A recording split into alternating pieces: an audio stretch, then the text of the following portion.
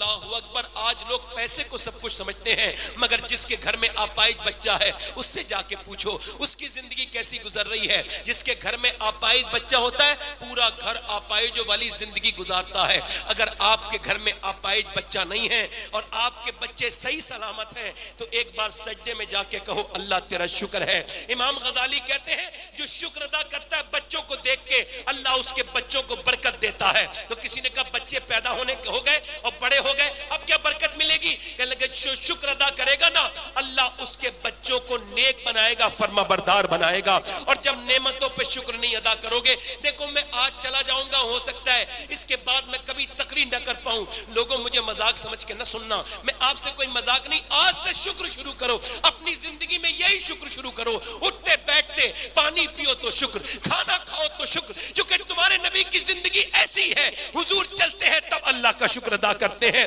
بیٹھتے ہیں تو اللہ کا شکر ادا کرتے ہیں, کھاتے ہیں تب اللہ کا شکر ادا کرتے ہیں. صبح ہوتی ہے تو دن پر شکر ادا کرو. مگر آج آدمی شکر نہیں ادا کر سکتا, نہیں کرتا وہ آدمی, اسے اب وقت نہیں ہے. موبائل سے وقت لگے تو شکر ادا کرے گا, اسے فلموں سے وقت ملے گا تو پھر شکر ادا کرے گا, اسے میاں اپنے دوستوں سے, اسے انسٹاگرام سے, اسے فیس بک سے. بتاؤ تو لوگوں نے فیس بک کو کتنا بڑھا دیا. بتاؤ تو آپ دیکھو اپنی واچ ہسٹری دیکھ کے دیکھنا یہ کتنے یوٹیوب پر تم نے فلمیں دیکھی ہیں. کیا اپنے خالق کو بھی یاد کیا, کیا اپنے مالک کو بھی یاد کیا, وہ جو 70 ماؤں سے زیادہ مہربان ہے, جس نے تمہیں انسان بنایا, جس نے تمہیں اپنے حبیب کو امتی بنایا, جو تمہیں صبح کو کھانا دیتا ہے, جو تمہیں رات کو کھانا دیتا ہے. اور اگر وہ صرف کھانا دے اور تمہارے معدے کو حکم کر دے وہ نہ اسے پچائے تو پھر کون ہے جو تمہارے اس کھانے کو پچا دے؟ بتاؤ ذرا غور تو کرو. کھانے کے بعد اگر وہ کھانا دوسرے راستے سے نہ نکلے تب عذاب بن جائے گا کھانا. سوچو تو صحیح, پھر جب تم اپنی ماں کے پیٹ میں تھے تو تمہیں کھانا دینے والا کون تھا؟ تمہاری ماں کا کھانا الگ, تمہارا کھانا الگ. ماں کھاتی تھی الگ, تم کھاتے تھے الگ. اس کے اندر, پیٹ کے اندر اس کھانے کو تقسیم کر کے تمہارے لائق بنانے والا پروردگار ہی تھا. تمہاری ماں کے پیٹ کے اندر تمہاری پرورش کرنے والا پروردگار تھا. تمہارے پیدا ہونے کے بعد تمہاری ماں کے اندر خون کے اندر سے 2 دودھ کی دھاریں نکالنے والا پروردگار تھا. اسے یاد کرو. اسے کیوں بھول گئے؟ کیا وہ تمہارا رب نہیں ہے؟ اسے یاد کیوں نہیں کرتے؟ سب کو یاد کرتے, اسے یاد کیوں نہیں کرتے جو 70 ماؤں سے زیادہ تم پہ مہربان ہے؟ ایک آدمی اسپتال میں گیا, 90 دن وہ 90,000 کا بل آیا, سانس لینے میں دقت تھی, آکسیجن لگایا گیا, 90,000 کا بل آیا, بوڑھا تھا, رونے لگا. ڈاکٹر نے کہا بڑے میاں زیادہ پیسے لگتے ہیں تو میں کم کر دوں گا. روتے کیوں ہیں؟ کہنے لگا ڈاکٹر اللہ نے اتنا دیا ہے پورا اسپتال خرید سکتا ہوں. کہا تو پھر رو کیوں رہے ہو؟ کہ رو اس وجہ سے رہا ہوں کہ آپ کے اس آکسیجن کی مشین سے میں نے 1.5 دن سانس لیا ہے, تو آپ نے 90,000 کا بل لے لیا, مگر میں 80 سال کا بوڑھا اللہ کی ہواؤں میں سانس لے رہا ہوں. میں نے کبھی سوچا نہیں کہ سانس لینا کتنی بڑی نعمت ہے. ہسپتالوں میں جاؤ, کینسر کے مریض سے ملو, میں تو ملتا ہوں. جب میرا دل زیادہ سخت ہونے لگتا ہے تو میں کینسر ڈپارٹمنٹ میں جاتا ہوں, ایمس میں دلی, اور دلی جاتا ہوں, کوئی کام نہیں ہوتا مگر ایسے جاتا ہوں, اور جا کے کچھ مریضوں سے ملتا ہوں. ایک مریض سے میں ملا تو اس نے مجھ سے کہا مولانا میرے پاس جیگوار ہے, میرے پاس مرسڈیز ہے, میرے پاس گاڑیاں ہیں, بے شمار بینک بیلنس ہے, مگر میرے کسی کام کا نہیں ہے. رونے لگا. میں نے کہا کیوں؟ کہنے لگا مجھے کینسر ہے, 1 مہینے کے بعد مر جاؤں گا. اس کینسر کے مریض کے پاس بیٹھنا کبھی, جسے ڈاکٹر نے لکھ دیا تو اب بچے گا نہیں, اس سے بات کرنا اور اس سے پوچھنا کہ صحت کتنی بڑی چیز ہے. وہ کہے گا صحت ہے تو اللہ کا شکر ادا کرو, اللہ کے قریب آ جاؤ, اللہ سے کہو کہ تو کریم ہے میرے رب. ذرا غور تو کریں آپ, ہم لوگ کتنی بھولتے چلے جا رہے ہیں اللہ کو. شیخ سعدی کہتے ہیں میں گزر کے جا رہا تھا, حضور نے فرمایا سلمان فارسی سے, اے سلمان اپنے سے نیچے کے لوگوں کو دیکھنا تو شکر ادا کرنا, اوپر دیکھو گے تو شکر نہیں ادا کر پاؤ گے. تم اپنے آپ سے نیچے دیکھو, اگر تم تمہارے گھروں میں جو چھپر پڑا ہوا ہے تو انہیں دیکھو جو فٹ پاتھ پر سوتے ہیں، جن کی نہ کبھی دن ہوتے ہیں نہ کبھی رات ہوتی ہے، نہ جنہیں برسات کے لیے چھت ہے، نہ سردی کے لیے جن کے پاس جو ہے وہ کمبل ہے، نہ گرمی کے لیے جن کے پاس پنکھا ہے، اے سیوں میں رہ کر کے شکر نہ ادا کرنے والوں غور کرو۔ حضرت شیخ سعدی کہتے ہیں میں گزر کے جا رہا تھا حافظ شیرازی تو میرے پیر کے جوتے ٹوٹ گئے، اور جب چلتے چلتے گرم زمین پر میرے پیر میں پھپھو کے چھالے پڑ گئے اور وہ چھالے پھوٹ گئے، ان میں زخم بن گئے۔ کیسے جب زخم بن گئے تو پھر میں نے دعا کی یا اللہ مجھ سے اب چلا نہیں جاتا، اتنا تو دے دے کہ میں جوتے خرید لوں۔ کہتے ہیں میں اگلے موڑ پہ مڑا تو میں نے دیکھا ایک آدمی تھا، اس کے دونوں پاؤں نہیں تھے، میں سجدے میں گر گیا۔ میں نے کہا یا اللہ مجھے معاف کر دے، میرے پاس دونوں پاؤں تو ہیں، اس کے پاس تو پاؤں ہی نہیں ہے، اے میرے رب مجھے معاف کر دے، میں تیرا ناشکرہ بندہ بن گیا تھا۔ اللہ اکبر۔ ذرا اپنی زندگی پہ غور کرو، کتنے احسان ہے تمہارے رب کے۔ کیا تم نے کبھی اللہ سے کہا ہے اے اللہ تیرا شکر ہے؟ ذرا غور کرو، دنیا کے میاں کے تعویذوں پر یقین کرنے والوں، کبھی اللہ کی بات پر بھی تو یقین کر کے دیکھو۔ ابا میرا رب وہ ہے جس کے وعدے سب سے بڑے ہیں، اس کے وعدے میں کوئی شک نہیں ہو سکتا۔ وہ کہتا ہے تم میرا شکر ادا کرو بندو، میں تمہاری نعمتوں کو بڑھا دوں گا۔ پھر مولانا روم ایک روایت لے کے آتے ہیں، وہ کہتے ہیں حاتم تائی سے کسی نے پوچھا کہ آپ بہت بڑے سخی ہیں، کیا آپ نے اپنے آپ سے زیادہ سخی دیکھا، اپنے آپ سے زیادہ بڑا کوئی آدمی دیکھا جو آپ نے سخاوت کرتے ہوئے؟ انہوں نے کہا ہاں ایک آدمی تھا، وہ دیہاتی تھا، میں اس کے پاس گیا، مجھے بھوک لگی تھی، میں نے کہا کچھ ملے گا؟ رات کا وقت تھا، اس نے دروازہ کھولا، مجھے اندر بٹھالا اور بکری ذبح کی، اور اس نے بکری کی کلیجی بھونی اور میرے سامنے رکھ دی۔ کہتے ہیں اتنی اچھی تھی کہ میں نے کھائی تو مجھ سے رہا نہ گیا۔ میں نے کہا بہت اچھی ہے۔ وہ 2 گھنٹے کے بعد پھر آیا، کہنے لگا یہ اور ہیں۔ اس نے 2-3 میرے سامنے اور کلیجیاں رکھ دی، کہتے میں نے پھر کھائیں 2-3 کلیجیاں، وہ اس سے اچھی بھنی ہوئی تھی۔ میں نے کہا یہ تو اور بھی زیادہ اچھی ہے۔ کہتے ہیں وہ پھر چلا گیا، صبح کو 3-4 کلیجیاں اور لایا اور ہاتھ جوڑ کے بولا حضور اب میری تعریف مت کرنا۔ میں نے کہا کیوں؟ کہنے لگے ہمارے مہمان جب کھانے کی تعریف کرتا ہے تو یہ ہمیں لگتا ہے یہ شائستہ طریقہ ہے مانگنے کا، ہم اسے اور دیتے ہیں۔ کوئی کہتا ہے کھیر اچھی لگ رہی ہے، ہم اسے اور دیتے ہیں۔ کوئی کہتا ہے سالن اچھا لگتا ہے، ہم اسے اور دیتے ہیں۔ لہذا حضور میری جتنی بکریاں تھیں میں نے ذبح کر کے آپ کے سامنے پیش کر دی، اب میری بکریاں ختم ہو گئی، اب اگر آپ تعریف کریں گے تو میں شرمندہ ہو جاؤں گا۔ مولانا روم کہتے ہیں بالکل بغیر کسی مثال کے سمجھ لو، انسان کے کھانے کی تعریف کرو گے اس کا دل چاہے گا تمہیں کھلانے کو، مگر ایک دن وہ کہہ دے گا اب تعریف مت کرو، میں تمہیں نہیں کھلا سکتا۔ مگر جب تم اللہ کے کھانے کی تعریف کرو گے تو اس کے خزانے میں کوئی کمی نہیں ہے، وہ تم تعریف کرتے رہو گے، وہ تمہیں دیتا رہے گا۔ وہ فرماتا ہے لئن شکرتم لازیدنکم، تم شکر کرو میں نعمتیں بڑھاتا چلا جاؤں گا۔ نعرہ رسالت، نعرہ رسالت۔ اللہ کا شکر ادا کرو، اس کی گونج تھوڑی کم کر دیں، اللہ کا شکر ادا کرو، ٹریبل آواز بڑھا دیں، اللہ کا شکر ادا کرو۔ میں جس آپ کا مزاج بن گیا، جس مزاج میں بولتا ہوں الحمدللہ غوث پاک کے کرم سے، بڑے پیر کے الحمدللہ، میں کہہ رہا ہوں شکر ادا کرو بھائی۔ کہ ایسا ہماری زندگی بڑی مشکل ہے، کیسے شکر ادا کریں؟ زندگی بڑی مشکل ہے، بڑی تکلیفیں ہیں، بڑے چیلنجز ہیں، بڑی جو ہے وہ ہمارے سامنے کمپٹیشن ہے، کیسے شکر ادا کریں؟ میں نے کہا میں آپ کو لے کے چلتا ہوں اس ذات کی بارگاہ میں جہاں ہر سوال کا جواب ملے گا، اور وہ میرے حضور کی ذات ہے۔ حضور فرماتے ہیں جتنے بھی نبی آئے نا سارے 1,24,000 کم و بیش، فرماتے ساروں کی تکالیف ایک پلڑے میں رکھ دی جائیں، فرماتے میری تکلیف ایک پلڑے میں رکھ دی جائے تو فرماتے میری تکلیف کا پلڑا بھاری ہو جائے گا۔ ادھر دیکھیں، ادھر دیکھیں، توجہ ہے، ادھر دیکھیں، آپ دیکھ رہے ہیں میری تکلیف کا پلڑا۔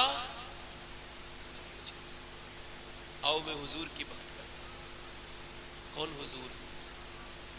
جس کا یہ ذکر ہے حضور کی ولادت، تو ولادت میں آپ کے ذکر کرنے سے پہلے جناب سیدنا عبداللہ کا ذکر کرو۔ سیدنا عبداللہ حضور کے والد ہیں، پہچان کیا ہے؟ مکے کی گلی سے گزرتے ہیں، اندر سے گھر میں سے لوگ کہتے ہیں یہ خوشبو آ رہی ہے ضرور ادھر سے عبداللہ گزرے ہیں۔ چہرہ جتنا ان کا خوبصورت ہے کسی کا نہیں ہے، اور لہجہ جتنا ان کا میٹھا ہے کسی کا نہیں ہے، اور سیرت جتنی ان کی بلند ہے اس زمانے میں کسی کی نہیں ہے۔ جناب عبداللہ کی شادی سیدہ آمنہ سے ہو جاتی ہے۔ سیدہ آمنہ جناب عبداللہ سے شادی ہو گئی۔ جناب عبداللہ نے سیدہ آمنہ سے ارشاد فرمایا، کہا اے آمنہ مجھے اجازت دو، میں جانا چاہتا ہوں ملک شام کے سفر پہ، کچھ ہی ہفتے گزرے ہیں، ابھی نئی نئی شادی ہوئی ہے، سیدہ آمنہ نئی نویلی دلہن ہے۔ جناب عبداللہ کہتے ہیں مجھے اجازت دو۔ سیدہ آمنہ کہتی ہیں ابھی آپ نہ جائیے، ابھی وقت تھوڑا آپ کبھی گزرا ہے، ابھی کچھ دنوں پہلے تو شادی ہوئی ہے، مگر پھر وہ اصرار کرتے ہیں، جب اصرار کرتے ہیں تو آپ انکار نہیں کر پاتی، بدلِ نخواستہ اجازت دیتی ہیں۔ جناب عبداللہ پھر اپنے باپ جناب عبد المطلب کے پاس جاتے ہیں جو کہ سردار مکہ ہیں، ان سے کہتے ہیں ابا میں ملک شام کے سفر کا ارادہ رکھتا ہوں۔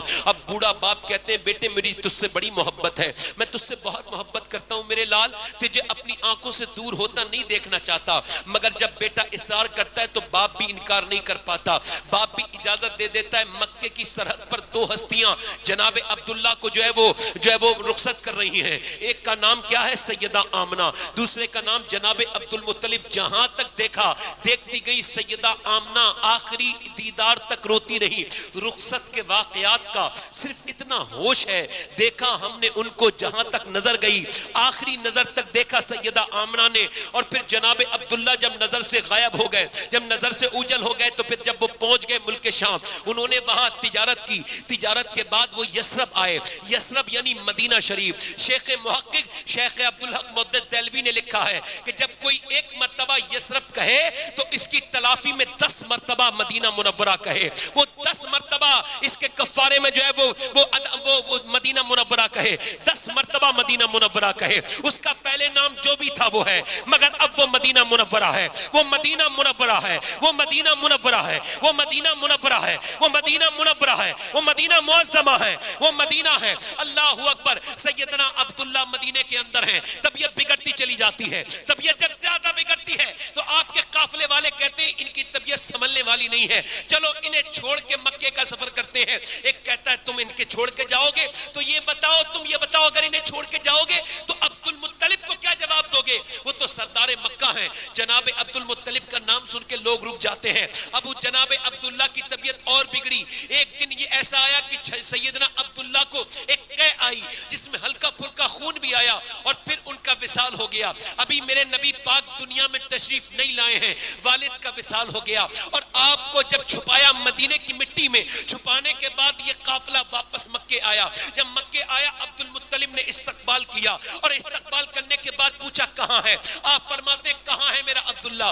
کوئی نہیں بولتا ہے۔ آپ فرماتے تم میرے عبداللہ کی خبر نہیں دیتے، میرا عبداللہ کہاں ہے؟ میرا دل تڑپتا ہے اپنے بیٹے کا دیدار کرنے کے لیے، تو کوئی نہیں بولتا ہے۔ آپ فرماتے بولتے کیوں نہیں؟ تو ایک آدمی نیچے اترتا ہے اور وہ آپ کے کاندھے پر ہاتھ رکھتا ہے اور کہتا ہے آپ صبر کیجئے، آپ کا بیٹا اب کبھی نہیں آئے گا۔ آپ فرماتے کیوں؟ چونکہ آپ کے بیٹے کو تو ہم نے قبر میں دبا دیا، اسے تو قبر میں دفن کر دیا مدینے میں، اتنا سنا تھا۔ جناب عبد المطلب رونے لگے، اور ایک بجلی سی گری آپ کے اوپر، اور آپ نیچے بیٹھ گئے اور آنسوؤں سے رونے لگے۔ کسی نے اٹھایا تو اٹھنے کے بعد سسکیاں لینے لگے۔ باپ کا جنازہ اٹھانا آسان ہے، مگر بیٹے کی موت کی خبر سننے سے دل پھٹ جاتا ہے، اور بیٹا بھی عبداللہ کی طرح ہو۔ جناب عبد المطلب وہاں سے چلتے ہیں اور سیدہ آمنہ کے دروازے پہ پہنچتے ہیں، اور جا کر کے کہتے ہیں آمنہ کیا میری بیٹی، کیا تو نے اپنے گھر کو تیار کس سے سجایا ہے، ڈیکوریٹ کیا ہے؟ کہاں؟ کیا میری بیٹی کیا تو نے اپنی تیاریاں کی ہے؟ کہاں؟ کیا بیٹی تو نے کپڑے پہنے ہیں نئے؟ کہاں؟ کیا تو نے کھانا بھی بنایا ہے اپنے شوہر کے لیے؟ کہاں؟ کہنے لگے بیٹی اب اپنی تیرا شوہر کبھی نہیں آئے گا۔ کہنے لگی آپ کیا فرما رہے ہیں؟ کہاں اس کی تو قبر مدینے میں بن گئی۔ یہ کہہ کر کے جب عبد المطلب روئے تو انہوں نے دیکھا کہ سیدہ آمنہ کی بھی سسکیاں بن گئیں، نئی نویلی دلہن تھی، ابھی دن ہی کتنے ہوئے تھے، ایک دم نیچے کو بیٹھ گئیں۔ حضور کی والدہ کے دل کو بہت بڑا غم گزرا، اور آپ ایک کیفیت میں چلی گئیں، اور جناب عبد المطلب نے سر پہ ہاتھ رکھ کے کہا بیٹی میں ہوں تو؟ آپ نے فرمایا آپ کا بیٹا ضرور گیا ہے، مگر اس کی نشانی میرے پیٹ میں موجود ہے۔ اللہ اکبر۔ سیدہ آمنہ، اللہ اکبر۔ اس سیدہ اللہ کے رسول کے وہ دن پورے ہوتے ہیں، اور پھر وہ ایک دن آتا ہے کہ جس میں ام جمیل جو حضور کی لیڈی ڈاکٹر ہونے کا شرف رکھتی ہیں، جو اس زمانے میں دائی تھی، وہ کہتی میرا کام تھا بچہ جب پیدا ہوتا تھا تو میں اس کی نال کاٹتی تھی، بچہ جب پیدا ہوتا تھا میں اسے نہلاتی تھی، غسل کراتی تھی، بچہ جب پیدا ہوتا تھا میں اسے سرما لگاتی تھی، بچہ جب پیدا ہوتا تھا تو میں اسے جو ہے وہ سرما لگاتی تھی، اور جب بچہ ماں کے پیٹ سے پیدا ہوتے تھے تو پہلے ماں کے پیٹ سے گندگی نکلتی ہے، پھر بچہ باہر آتا ہے، پہلے بدبو باہر آتی ہے، پھر بچہ باہر آتا ہے، مگر وہ ام جمیل کہتی یہ پہلا بچہ تھا، جب یہ اپنی ماں کے پیٹ سے باہر آیا تو کوئی بدبو نہیں نکلتی تھی، بلکہ کہتی ہے جیسے ہی وہ باہر آئے اپنی ماں کے شکم سے پورے کمرے میں کستوری کی خوشبو پھیل گئی۔ فرماتی ہے ان کے چہرے سے ایسا نور نکلتا تھا جیسا نور میں نے کبھی نہیں دیکھا تھا۔ فرماتی ہے میں نے چاہا کہ ان کی ناف کاٹ دوں تو ناف پہلے سے آلریڈی کٹی ہوئی تھی، میں نے سوچا کہ انہیں نہلا دوں تو میں نے دیکھا وہ پہلے سے نہا کے آئے تھے اللہ کے نور کی برسات میں، اور فرماتی ہے میں نے سوچا کہ ان کے سرما لگاؤں تو میں نے دیکھا ان کی نور ان کی آنکھوں میں تو اللہ کے فضل کا سرما پہلے سے لگا ہوا ہے۔ اللہ اکبر۔ کہتی ہے بچے تو بہت دیکھے مگر آمنہ کے لال کی طرح بچہ نہیں دیکھا، اور سب بچے پیدا ہوتے تھے روتے ہوئے پیدا ہوتے تھے، مگر یہ جب بچہ پیدا ہوا تو یہ مسکراتا ہوا پیدا ہوا۔ میرا امام کہتا ہے جس سہانی گھڑی چمکا طیبہ کا چاند اس دل افروز ساتھ پہ لاکھوں سلام۔ اللہ اکبر۔ صبح طیبہ میں ہوئی بٹا ہے بڑا نور کا، صدقہ لینے نور کا آیا ہے تارا نور کا۔ اللہ اکبر۔ پیغمبر اسلام کی والدہ نے اپنے بیٹے کو دیکھا، اللہ اکبر، ایک دم بیٹے کے باپ کی یاد آ گئی، ایک دم کہا ام جمیل آج میرا شوہر ہوتا تو اس کا کلیجہ ٹھنڈا ہو جاتا۔ اللہ اکبر، اللہ اکبر۔ میرے نبی پاک پیدا ہوئے مگر کچھ دنوں کے بعد یہ واقعہ ہوا کہ وہ مکے کے اندر دائیاں آئی تھی۔ اچھا دائیاں آتی تھی، ان کا کام کیا تھا؟ بچوں کو لے جاتی تھی۔ اچھا دائیاں کیوں پالتی تھی؟ مائیں کیوں نہیں پالتی تھی؟ مکے کے لوگ یہ سوچتے تھے اگر مائیں پالیں گی تو بچوں کو نازک بنائیں گی، اور اگر دائیاں پالیں گی تو بچے مضبوط ہو جائیں گے، یہ ان کا خیال تھا۔ تو دائیاں آئیں، آ کر کے نبی کے گھر کوئی دائی نہیں آئی، ساری دائیاں چلی گئی۔ اور سیدہ آمنہ نے کہا او ام جمیل تو نے میرے بچے کے بارے میں نہیں بتایا؟ دائیوں